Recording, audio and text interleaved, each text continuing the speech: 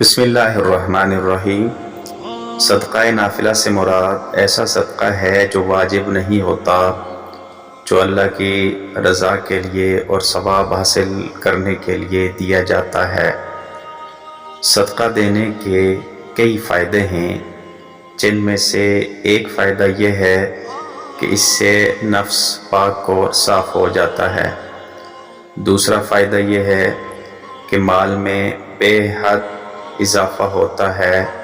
تیسرا فائدہ یہ ہے کہ اللہ تبارک و تعالیٰ کی طرف سے غیبی مدد ملتی ہے۔ چوتھا فائدہ یہ ہے کہ ایسے شخص کے لیے صبح کے وقت فرشتے دعا کرتے ہیں کہ اللہ خرچ کرنے والے کے مال میں اضافہ فرما۔ پانچواں فائدہ یہ ہے کہ صدقہ دینے سے اللہ تبارک و تعالیٰ کا غضب، آپ کا غصہ ٹھنڈا ہو جاتا ہے۔ چھٹا فائدہ یہ ہے کہ ایسے شخص سے اللہ تبارک و تعالیٰ عذاب قبر کو دور فرماتے ہیں۔ ساتواں فائدہ یہ ہے کہ اللہ تعالیٰ ایسے شخص کی مغفرت اور بخشش فرماتے ہیں۔ اس کے علاوہ اور بھی کئی فائدے ہیں۔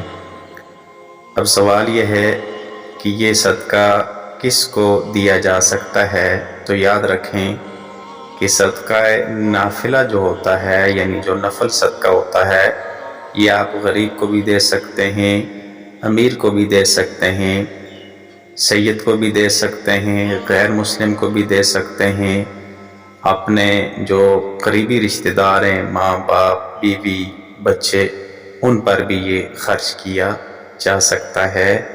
اس کے لیے کوئی شرط نہیں ہے۔